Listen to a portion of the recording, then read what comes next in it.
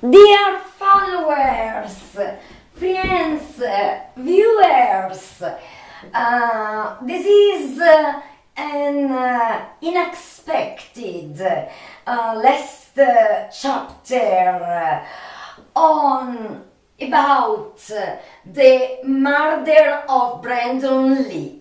Yes, you have just understood well.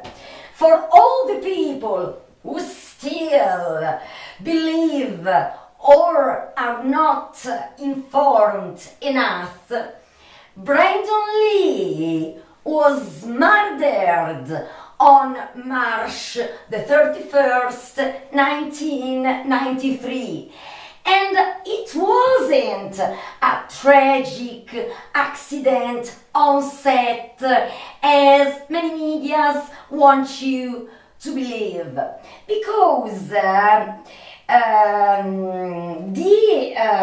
explanation of the tragic accident happened 31 years ago has been a convenient solution for many people. So, for me, I want to tell you, for all the people who haven't watched the first parts of my documentary dedicated to the murder of Brandon Lee, if you want to know everything about the murder, because I explain you this. It was unexpected for me to shoot this final chapter about the murder of Brandon Lee again. But new evidences have emerged, new revelations, so it was necessary to shoot this final chapter about the murder of Brandon Lee. And I don't want to repeat you the same things. So if you want to know everything about every single detail, everything about the death of Brandon Lee, or all the curiosities about the Crow movie of 1994, curiosities, very rare curiosities about Brandon Lee, all the insights. For all the people who haven't watched my previous parts of the documentary called Who Killed Brandon Lee, I suggest you to watch them to know every single particular, every single detail that I won't repeat myself, of course, in this final chapter. I shot the first part, Who Killed Brandon Lee, the second part, Who Killed Brandon Lee, in the third part,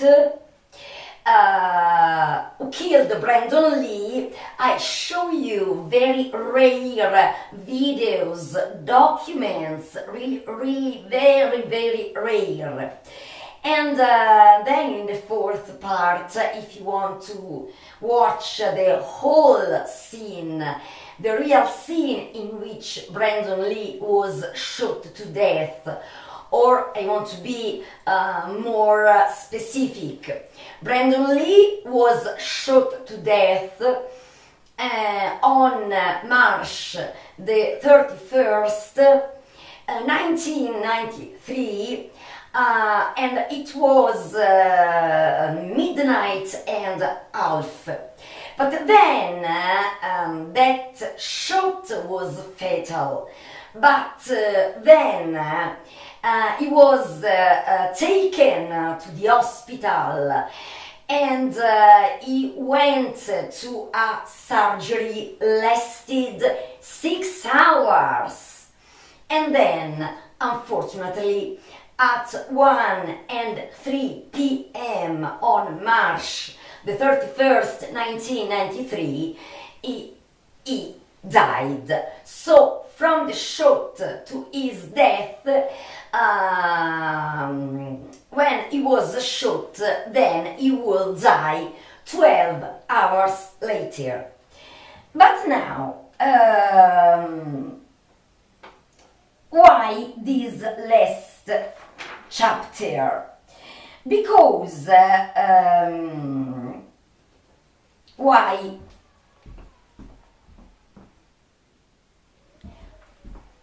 Because it is said that to solve a murder, it is said that 3 signs make a clean evidence. But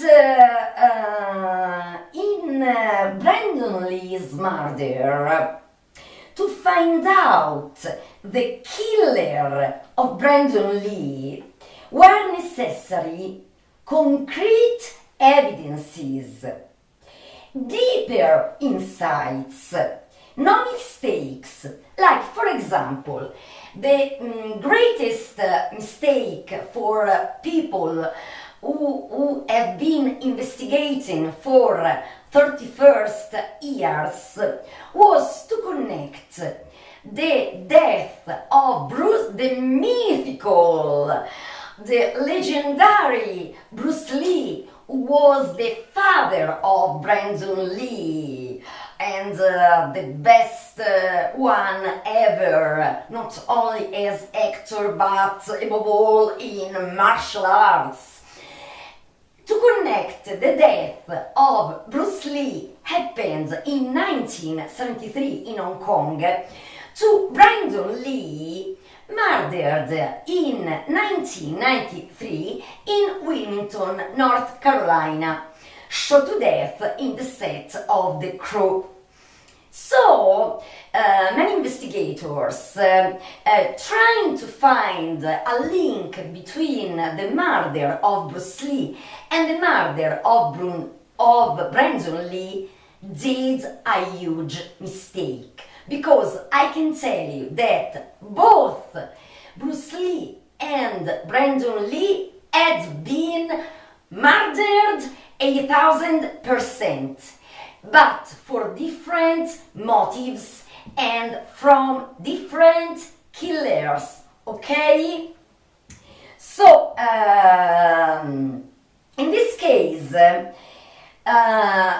you had to, at some point, when you start to exclude a lead for the murder, all the fantasy, imaginary theories, explainable with concrete scientific proofs, and you do also an old school investigation, in the end, you find that detail, that particular, the last piece of the puzzle that takes you straight to the solution of the case and to the killer of Brandon Lee. So, in this documentary, following me step by step, because this is only a brief introduction, then I'll show you all the concrete proofs with very rare videos and documents, and in the end you will discover the last piece of the puzzle that will take you straight to the identity of the killer of Brandon Lee, the key to solve the murder and to know the identity of the killer. So this is the purpose of this last chapter, because finally I found the last piece of the puzzle that takes straight to Brandon Lee's killer. Do you want to know who killed Brandon Lee? The identity of the killer. Follow me step by step. So, to be complete, in the other parts, I forgot to tell you that the Crow movie was based on the comics The Crow by the comics artist, writer and graphic artist James O'Barr. James O'Barr found the inspiration to do these masterpiece comics from a tragedy who hit him. Because you must know that the beloved fiancée of James O'Barr was killed by a drunk driver when she was only 19 years old. James O'Barr wasn't able to elaborate this mourning. I suggest you to watch the complete making of The Crow, in which that lasts 30 minutes, 40 minutes, in which James O'Barr explains you his endless pain.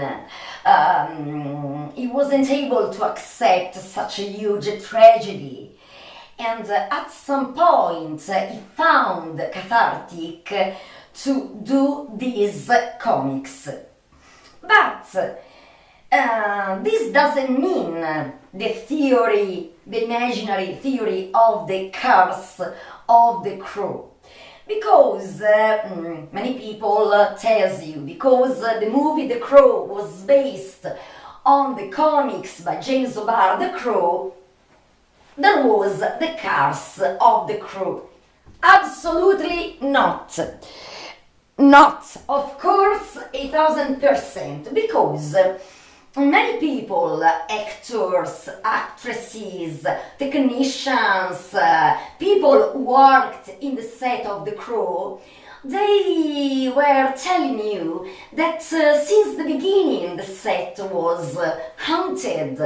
They sensed that something terrible was going to happen.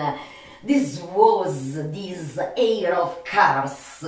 Instead, I have a more scientific explanation. For example, when they told you, in the beginning, when we start shooting The Crow, an hurricane devastated all the set of the Crow, and this was a curse. Not at all. Explain you the reason why. Because the comics The Crow by James O'Barr, the location of the comics was Detroit and not Wilmington in North Carolina. So the director, the production, decided to shoot The Crow not in Detroit or other places like Los Angeles. No, they chose Wilmington in North Carolina in full winter, that there are really freezing temperatures instead of Detroit. And in that period, hurricanes are very often to happen. So what the fuck? Where is the curse of the Crow? It was shot in a place that was even unacceptable at some point for Brandon Lee, because he was almost naked for all the movie, and he started to play from 4 a.m. in the morning until 9 p.m. of the evening almost naked, and often drenched in water, in temperatures under zero. So no cars. And do you know why they decided to shoot the crow in Wilmington, North Carolina? Because in North Carolina, there are lower taxes and less rules, less controls about safety at work. It was impossible what happened in the set of The Crow if it was shot, for example, in California or in New York or Washington. So, no cars, exclude the cars of The Crow. Then exclude the Chinese cars, because many people don't know that often the murders have concrete killers and not spirits or ghosts. There were people who stated, Bruce Lee was victim of Chinese cars. So also Brandon Lee. No, to exclude the Chinese cars. Then to exclude the unintentional manslaughter or an accident. For all the proofs I'll show you in the videos. So exclude the tragic accident or their unintentional manslaughter. Then exclude the Chinese mafia, because in the case of Bruce Lee, I can immediately tell you that not properly the Chinese mafia, but in his murder there was also the role of the tribes, that is a kind of Chinese mafia, above all in Hong Kong, above all because Bruce Lee didn't want to pay the protection money, but it wasn't the only reason, because the murder of Bruce Lee had been very complex, more factors. It wasn't easy, because there was a partner in job interested to earn money if Bruce Lee died. Then he felt bad after the aquagesic taken, and then he felt bad in the bed of his secret lover Betty Ting Pei. The tribes helped in his murder and cover-up, but has nothing to do with Brandon Lee. Also because they tell you Brandon Lee was showing martial arts like his father Bruce Lee. Not at all, because think about that Brandon Lee announced that he wanted to leave martial arts because he wanted to become a drama actor, an actor taken seriously. He wanted to become a drama actor, and a few hours before dying, he called his mother on the phone, telling, "Mama, I'm so happy, I'm going to shoot one of my last scenes." And then I will get married on April the 17th, 1993 with his beloved Eliza Acton.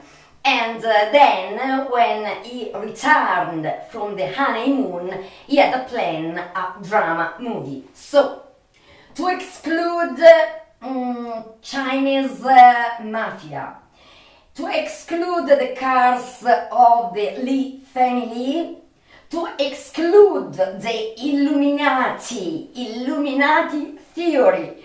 This is really the most fantasy and ridiculous theory in this case. To exclude. In the end, it remains just one thing. Brandon Lee's death was a voluntary, premeditated murder. Really, really, really, really terrible. Really, really terrible. And I also want to tell you that now let's go to watch all the videos who show you the proof and to discover the killer. Fortunately, people who have brain, of course, didn't believe and have been investigating for years.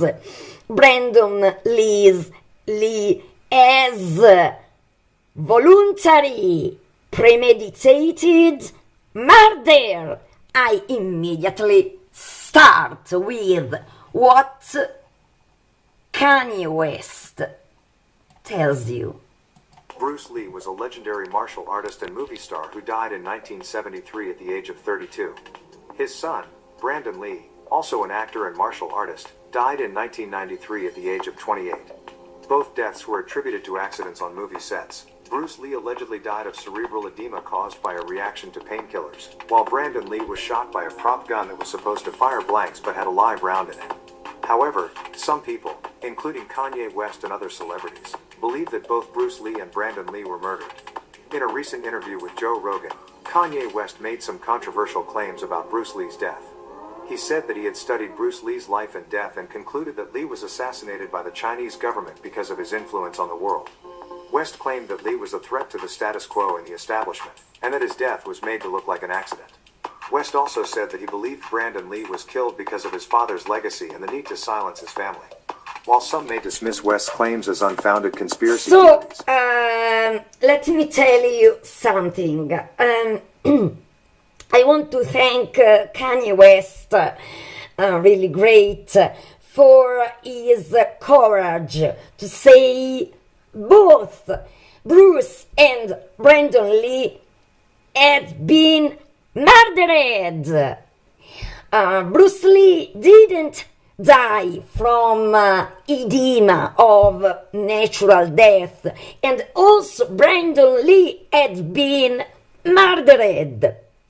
I want to tell you that if you want everything, if you want to know everything about Bruce Lee's death, I suggest you to watch my on my YouTube channel my documentary that lasts about 2 hours, in which I reveal you every detail about Bruce Lee's death. I can tell you that in this case it wasn't the Chinese government to kill Bruce Lee. No. Bruce Lee's death was a complex murder because to exclude the Chinese government. Of course, the Chinese government didn't see Bruce Lee very, very friendly, but they didn't kill him. Instead, there is the role of the tribes that was and is a kind of Chinese mafia, above all in Hong Kong. But it wasn't only the traits, because his murder was more complex, because he had a problem with a specific man, okay? Then he felt bad in Betty Ting pays bad. Betty Ting was his secret lover. Then the traits, of course, helped to kill him and to cover up his murder, because, above all, Bruce Lee refused to pay the protection money to the traits, and he refused, and he was also accused to display also in the American movies the secret Chinese martial arts, and to have displayed on the movies his incredible martial arts skills. This is just a rumor. But the mistake, because they didn't still catch, and soon they will do it, the killer of Brandon Lee, the mistake has been connecting the death of Bruce Lee with his son Brandon Lee. Different, they had been murdered, they both had been murdered, but for a different motive and from a different killer. And now I go on.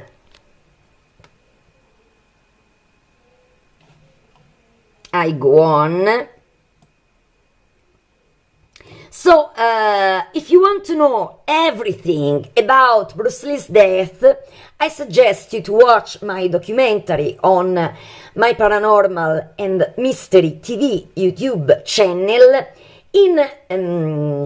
titled Bruce Lee's Death. It was a murder, and you can know everything you want to know about his murder. And then I go on.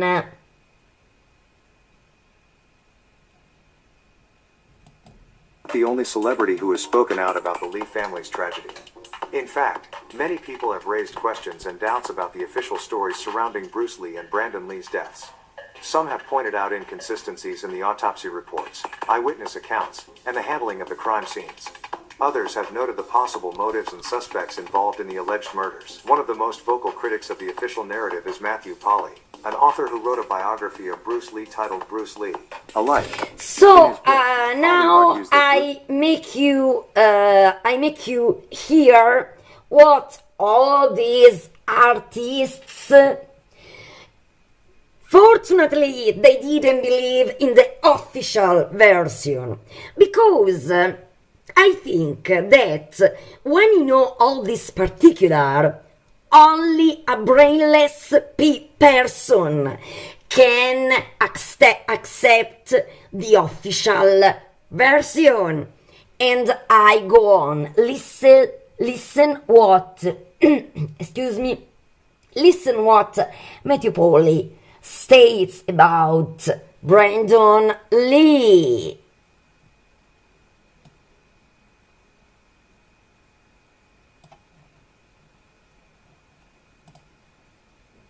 Tale of drugs. Polly also suggests that Brandon Lee's death was not a freak accident, but a premeditated act of sabotage by someone who had access to the prop gun in the set. Polly has interviewed many people who knew the Lees and studied the evidence available, and he presents a compelling case for his theories. Jackie Chan and Dolph Lundgren, several other celebrities have expressed skepticism about the official explanations for the deaths of Bruce Lee and Brandon Lee.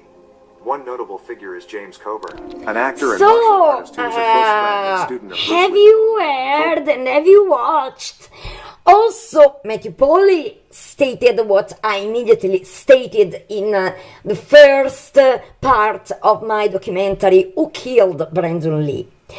But then Matthew Polly, of course, stated that people who had access to the firearms, of course, he never believed in the official version, like the mythical Dolph Lundgren, Jackie Chan, and many others. But now I must give you an official news that filled my heart with joy. I'm talking about the fact that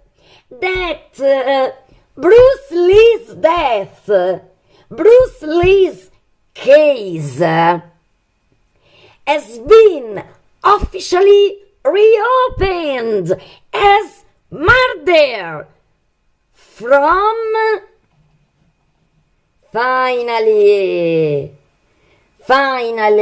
I really hoped in reopening this case, and look who made this possible. Look, Shannon Lee, Bruce Lee's daughter, the sister of Brandon Lee. Officially, she made the police reopen the case of the death of his mythical father, Bruce Lee. And I'm sure that in a few time, also the case of Brandon Lee, more evident, will be reopened as murder, premeditated murder. I immediately make you see. Okay. Shannon Lee, Bruce Lee's daughter. Shannon has been a vocal advocate for her father's legacy and has criticized the media and the entertainment industry for perpetuating myths and stereotypes about him. Shannon has also called for a fresh investigation into her father's death, citing new evidence and witness testimony that challenged the official cause of death. Overall, it is clear that the deaths of Bruce Lee and Brandon Lee continue so this is I'm really so happy about this amazing news. Really. Thank you, Shannon Lee. And even in 1993, listen what this expert of weapons stated. Somehow at that point, I don't know, I mean, I've got chills right down my spine, and I felt that he's not going to make it. Mr. Lee's heart stopped, and efforts to resuscitate him were unsuccessful. Wednesday afternoon, Brandon Lee was pronounced dead. The autopsy revealed some shocking information. A .44 caliber bullet was removed from Lee's body. Detectives are proceeding with the investigation. You don't see a .44 caliber slug on a movie set. And it's just that simple. Ed Parker Jr. is a martial arts expert, an actor who appears in a new film biography about Bruce Lee.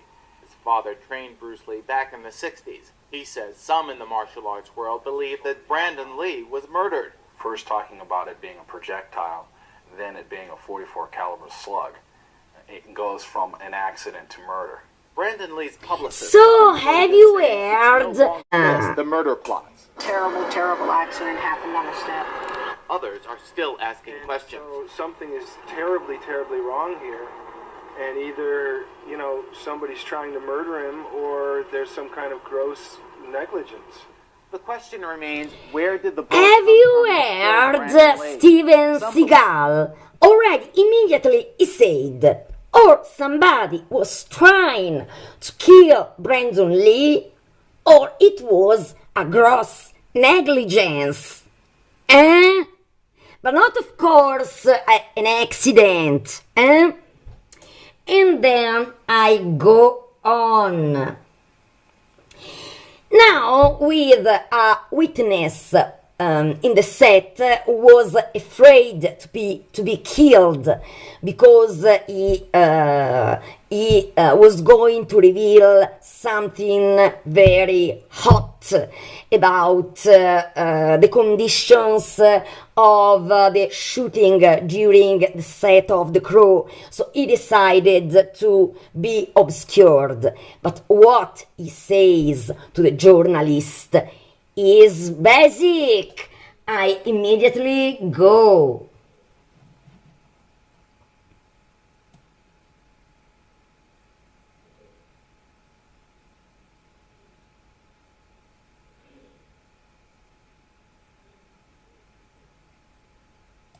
I go. For an accident to happen. Are the working conditions on the set of The Crow particularly bad? Extremely long hours, 18-hour days back to back at times, pushing 90 to 100 hours a week, 6-day weeks is way too much. Do you think that overwork, that exhaustion might have resulted in this accident? Safety precautions, all of them were definitely not followed. It could have been prevented with better management. The publicist for the movie The Crow So, denies and that the then I myself watched the entire interview of this witness. He immediately stated that there weren't safety. There weren't safe conditions at all. It could happen everything. And he also added that they were so exhausted by the unhuman rhythms of work that in a second, who wanted to kill Brandon Lee could easily take the gun and load it with real bullets, at least a real bullet, removing the blank cartridges. Have you understood? Everybody could do it. I immediately make you see. Now the scene where Brandon Lee actually died. I go to the many important passages of the scene.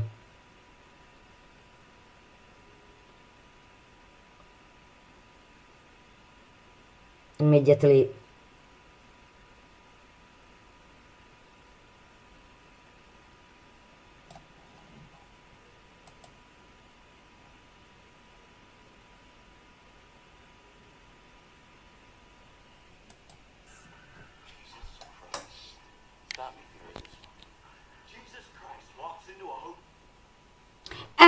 Now, the first bullet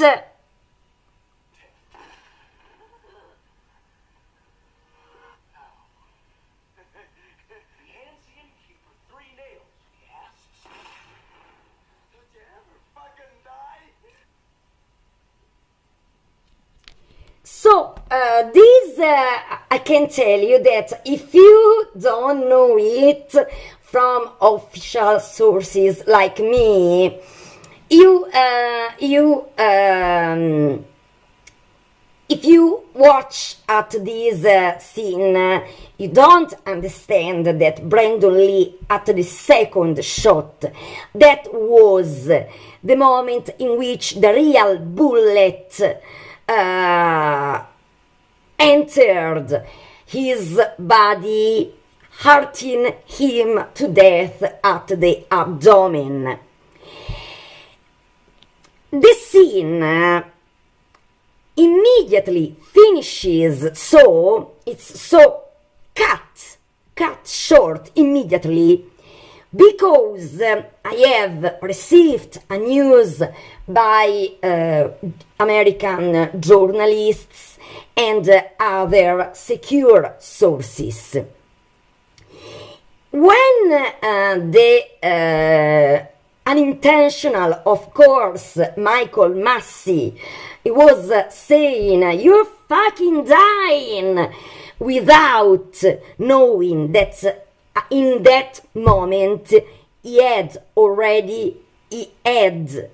shot in that moment Brandon Lee's to death. They told you in the official version, also by the director Alex Proyas, then Brandon Lee, instead of falling forward like there was written in the script, he fell backyard. And so all the staff, actors, thought that he was joking, that he was faking, he was joking, it was funny. What the fuck? I tell you immediately this: Brandon Lee wasn't a person who joked about death. Absolutely not. He never kids or joke about death. So he wasn't used to doing jokes for friends, not at all. But the scandal, and this is the reason why the tape immediately has been destroyed, is this news. Brandon Lee didn't fall backyards, and so all the people in that scene thought that he was kidding. No, it didn't happen this way. The scandal, because Alex Proyas told you immediately there was a tomb silence in the set, and we were looking in each other's eyes, and we thought that maybe he was kidding. No. Brandon Lee instead, he starts to fall down, but before falling backyards, he says, "I'm hurted, I'm hurted, I'm hurted." Have you just understood? He immediately advised that he was hurted. "I'm hurted, I'm hurted, I'm hurted." At least he stated this 3 times before falling backyards. And not immediately he lost. He went unconscious. So it was a scandal to make you know this particular, because everybody wonders why they all remained still. The official version was because in the beginning they thought that Brandon Lee was joking. Instead, when he said, "I'm hurted, I'm hurted, I'm hurted," and then he fell backyards, they wanted to lose precious time. They remained still instead of rushing to help him. Only Brandon Lee's fiancée Eliza Hutton, after some moments of perplexity, immediately rushed to help her boyfriend, screaming, "He's been hurted! He's severely injured." And they say that some people say somebody of the production or people involved in the shooting of the movie immediately destroyed the other parts of the tape. But there are also rumors that in the police there could be somebody who agreed to cover up Brandon Lee's murder and destroyed then the rest of this very rare tape. It's shocking. And now I go on. So, who wanted the death of Brandon Lee? Step by step, I will lead you to the killer of Brandon Lee. I keep on going on. Follow me. According to co-star John Polito, conditions on the set of The Crow were terrible. Lee reportedly lost 20 pounds while filming. Plus, The Dark Tale of Revenge and Murder was mostly filmed at night in North Carolina's freezing winter conditions. Lee was constantly getting drenched in water, and filming was constantly interrupted to fix his makeup. Lee reportedly filed a formal complaint against production conditions mere days before his death. In fact, things were so rough that his manager called producers in a rage, accusing them of trying to kill Lee. Creatures in the night, they never learn. Have you heard? I think yes, but I want to make you hear it again. Because this is what I call one motive. Okay? I go. Lee reportedly lost 20 pounds while filming. Plus, The Dark Tale of Revenge and Murder was mostly filmed at night in North Carolina's freezing winter conditions. Lee was constantly getting drenched in water, and filming was constantly interrupted to fix his makeup. Lee reportedly filed a formal complaint against production conditions mere days before his death. In fact, things were so rough that his manager called producers in a rage, accusing them of trying to kill Lee. Creatures in the night. What the hell? What the hell? Okay. On March 31st, 1993, Brandon Lee was accidentally shot in the abdomen by co-star Michael Massey with an improperly loaded prop gun. They were filming the scene in which Eric Draven comes home to find his fiancée even at being the assaulted. time, they silenced this news. Of course, the scene I have just made you watch is the scene in which later, as I made you see the video before, the real scene in which Brandon Lee was shot to death.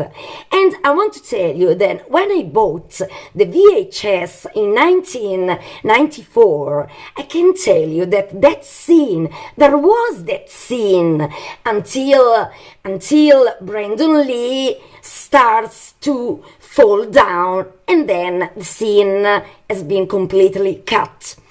But then, when I bought other versions of DVDs, this scene, at least in the places I bought these versions, this scene, in the end, is completely deleted and replaced with another scene. But this was the scene, the real scene in which Brandon Lee was shot to death. And now, listen this one.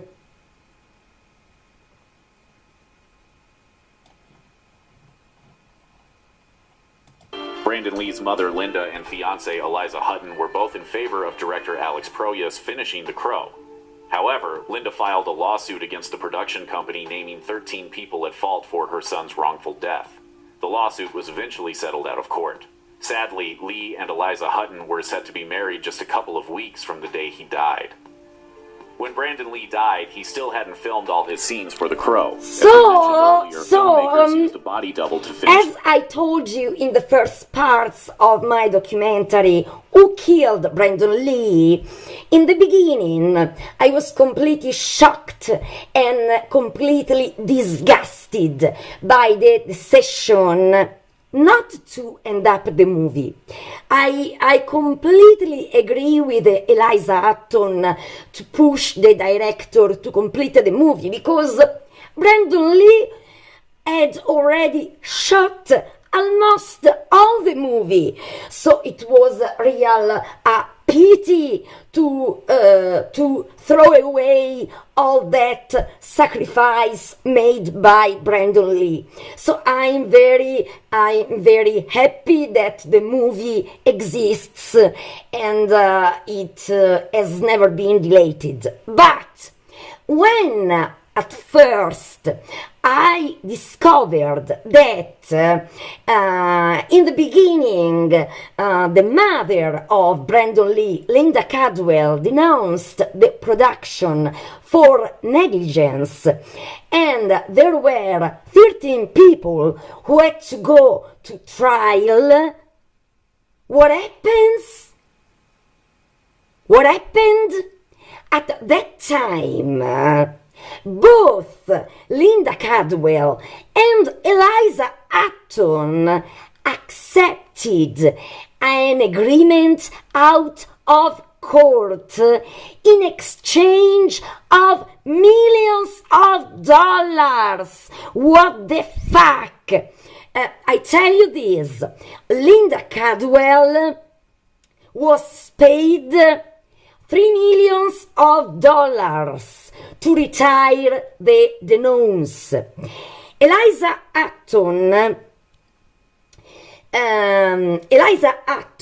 was paid with an undisclosed amount of money, but they say many money, and I can tell you this for sure because it was the same Crow Vision to release this news that also Eliza Hutton accepted to retire the Gnomes that was going to send to trial 13 people in exchange of many money.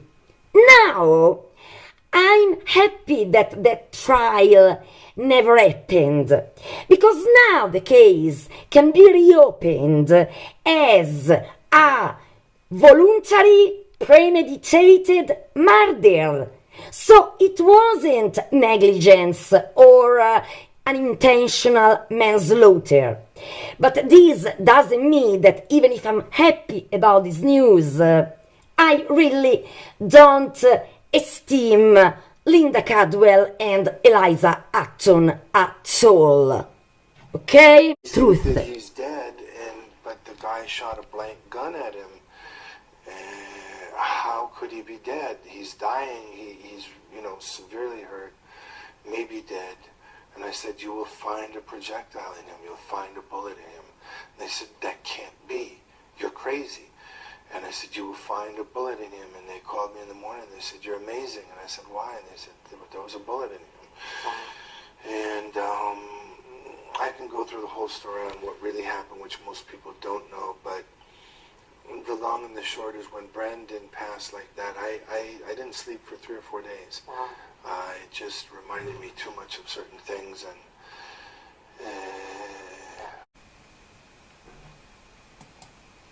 story on what really happened, which most people don't know. The guy shot a blank gun at him. How could he be dead? He's dying. He's severely hurt. And I said, you will find a projectile in him. You'll find a bullet in him. And they said, that can't be. You're crazy. They called me in the morning. They said, you're amazing. And I said, why? And they said, there was a bullet in him. The news of the death of Brandon Lee shocked the world. So, the similarities between father and son. Have you heard Steven Seagal? And now, I make you see other statements by the mythical Steven Seagal. one of my favorite actors ever.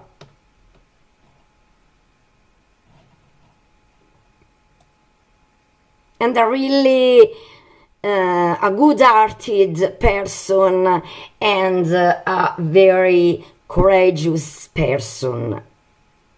Not only one of the greatest actors ever.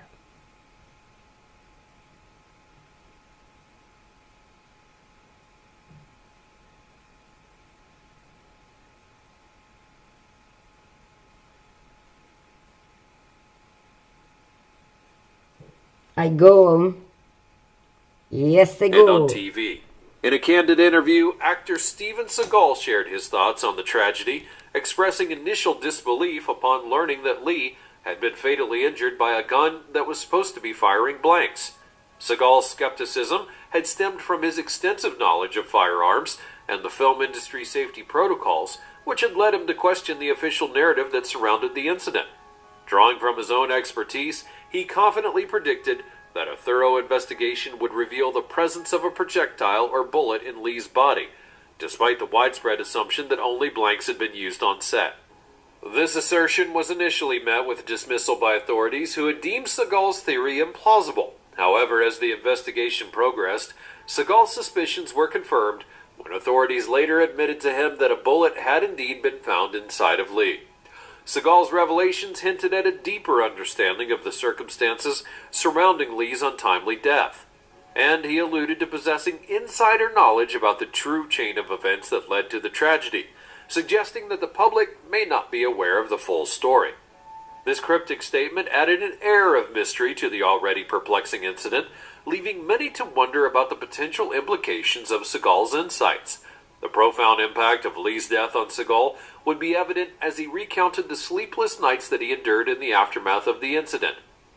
The long and the short is when Brandon passed like that, I didn't sleep for 3 or 4 days.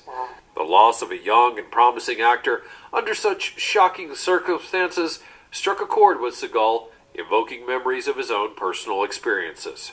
His comments shed light on the complexities surrounding Brandon Lee's death, challenging the initial assumptions while raising questions about the true sequence of events. His insider perspective and unwavering conviction regarding the presence of a bullet in Lee's body added a brand new dimension to the ongoing discourse that surrounded the incident. As the public continues to grapple with the loss of a talented actor, Seagal's revelations served as a reminder of the importance of thorough investigation and the pursuit of truth in the face of tragedy. The interview with Steven Seagal provided a glimpse into his personal connection to Brandon Lee's death while highlighting the potential discrepancies between the official narrative and the reality of what had transpired. His insights, born from his experience in the industry and his knowledge of firearms, lend credence to the notion that there may be more to the story than what has been publicly disclosed. While the full extent of Seagal's insider knowledge remains unknown, his words have undoubtedly left a lasting impact on all those who seek answers and closure in the wake of Brandon Lee's death. As the community continues to grapple with the aftermath of this tragedy, Seagal's insights are a catalyst for further investigation, reflection, and a renewed commitment to ensuring the safety and well-being of all those involved in the filmmaking process.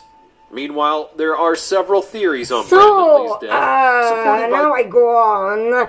Have you watched how many times Steven Seagal urged with all his interview statements over the years that the use of real firearms and ammunition on set, instead of the typical prop guns and blanks, would suggest that somebody had deliberately introduced live rounds with the intention of causing harm. The fact that the gun had been used for target practice earlier in the day and the crew members reportedly took it off set raises questions about who had access to the weapon and whether it was tampered with during that time. Some believe that the delay in calling for emergency medical assistance after the shooting may have been a cover-up or even an attempt to obscure the true nature of the event. The theory suggests that those involved in the alleged sabotage may have initially tried to downplay the severity of the injury or concoct a plausible explanation for the accident in order to avoid suspicion. Intriguingly, the sabotage theory also explores personal motives and industry rivalries. Some speculate that Brandon Lee, being the son of legendary martial artist Bruce Lee, may have had enemies. I go, have you heard? Of course, who had access to the firearms? I completely agree. Could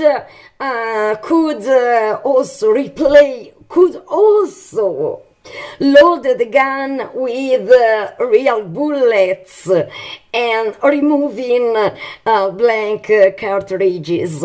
So I don't know how many real bullets were, but of course then there have been a cover-up and so on. But wanted to kill Brandon Lee had all the possibilities because the security protocol wasn't followed at all, as several witnesses stated.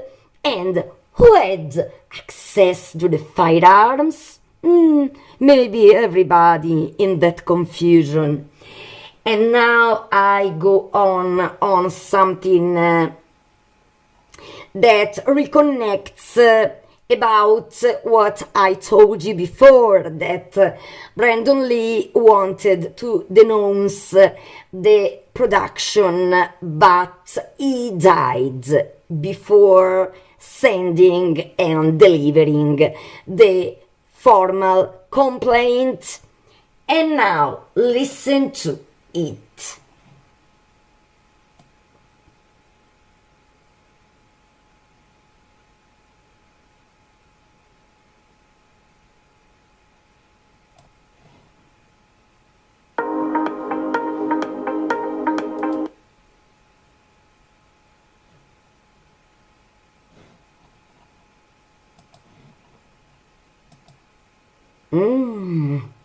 Excuse me.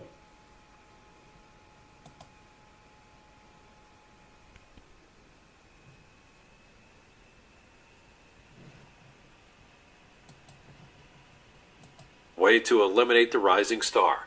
The official investigation was also said to have not been handled very well in the case, with some claiming that the crucial evidence may have been overlooked, tampered with, or even deliberately suppressed in order to maintain the narrative of an accidental shooting. The argument is that authorities may have been pressured to wrap up the case quickly in order to avoid a scandal or to protect powerful interests within the film industry.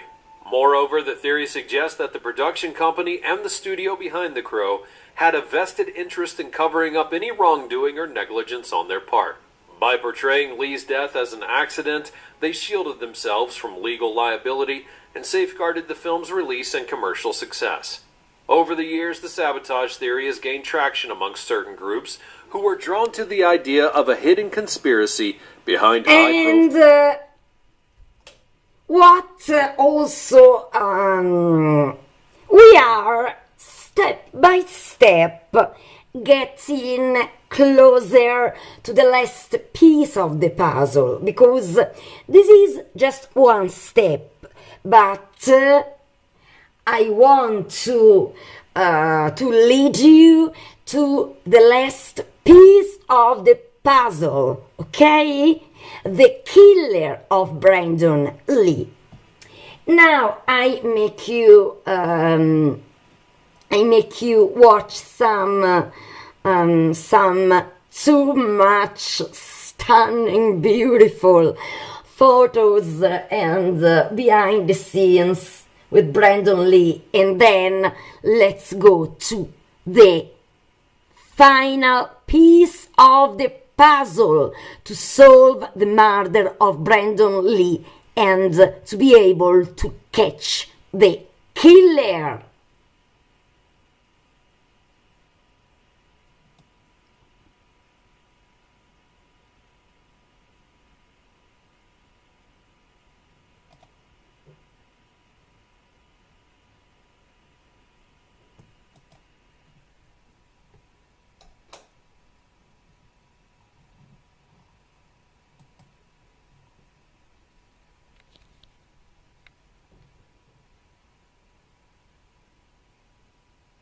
look at the beauty and abilities. This was Brandon Lee in another movie. He was more than handsome. And this was the scene with Dolph Lundgren. I really suggest you.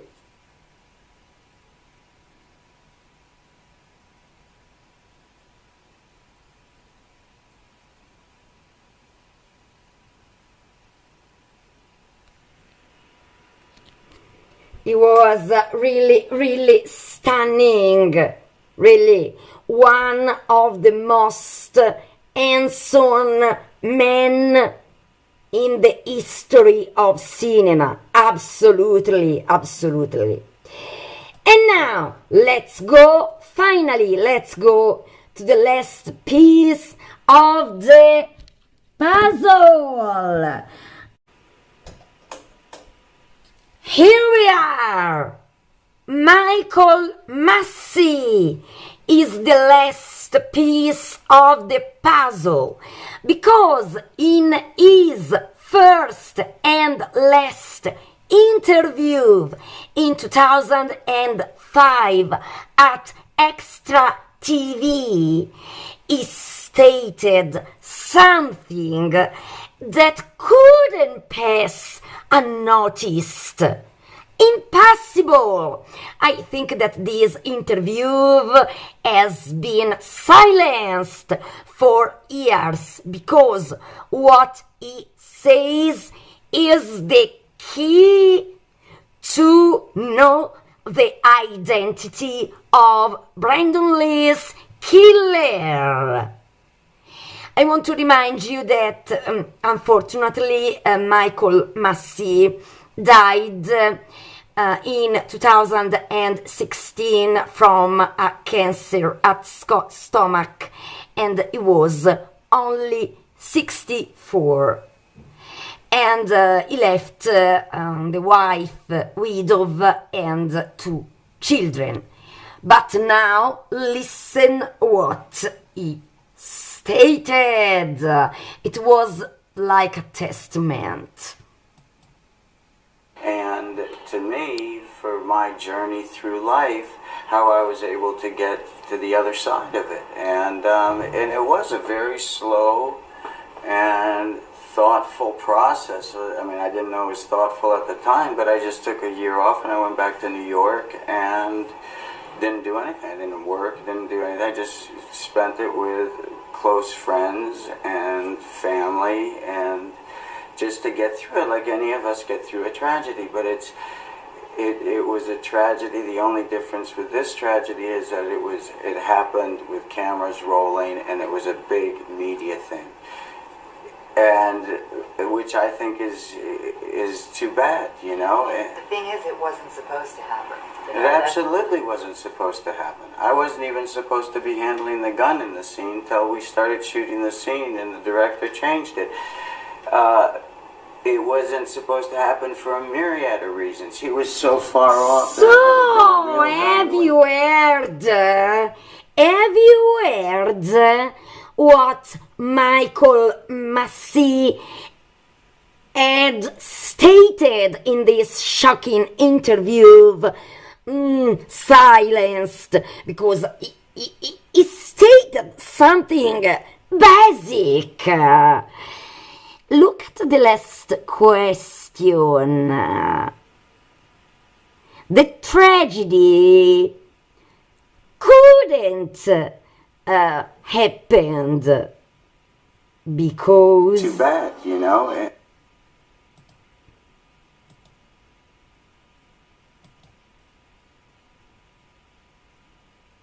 Listen again.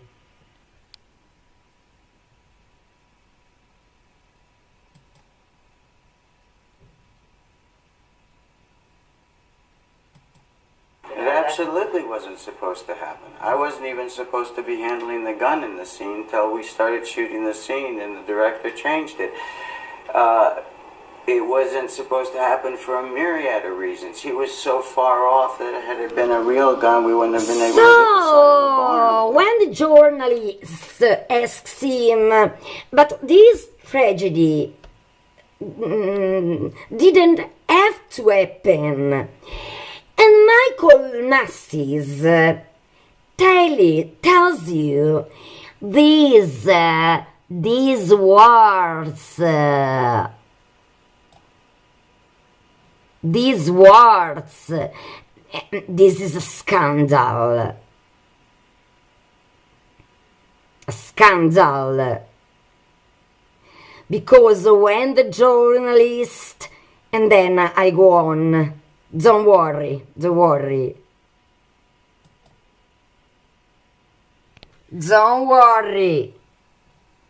For people, you can also read the subtitles, okay?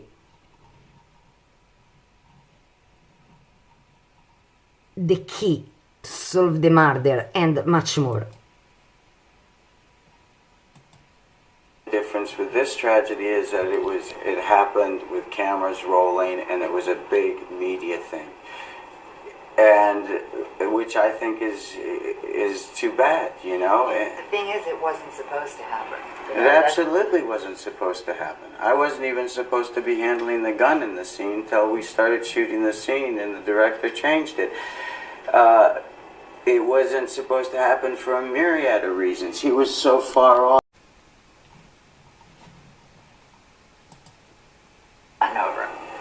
I don't think you ever get over something like that and say, no, I've gone through it a lot, and things keep changing. I know Brendan's fiance now is married to somebody else and has a little girl, and I see she shops in this store, at my wife's store, and I see her in the park with a little girl, and I get all sorts of joy and thoughts about that, and it's not Brendan's kid, and you just keep on going, you know. Life is extraordinary and very resilient, you know. And he was right, of course. Then we know that Eliza Hutton got married, and then she had a daughter. But now, this is the last piece of the puzzle, and the key to understand the killer of Brandon Lee. The question is, who decided to change the scene in which Brandon Lee died? In that scene, there shouldn't have been firearms, and the sudden change provoked the death of Brandon Lee. So Michael Massey stated, I wasn't even supposed to handle a gun. So he wasn't supposed to handle even a gun loaded with blank cartridges. So, in a sudden change, because I can tell you that in the real scene, Michael Massey, playing the role of fanboy, had to stab Brandon Lee with, of course, a fake knife. So, I wish I could make this question directly to the director of the crew. Alex Proyas is the key. I want to be more specific. I don't think that Alex Proyas is involved in the murder of Brandon Lee.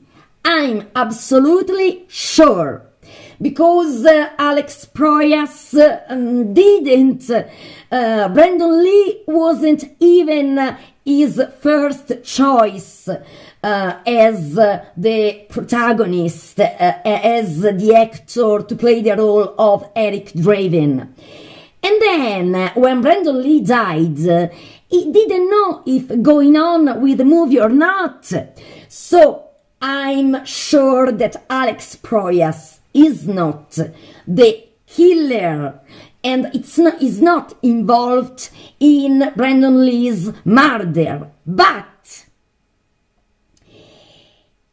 if I want to be faithful to Michael Massey's words, Michael Massey stated the director. And then the director changed the scene.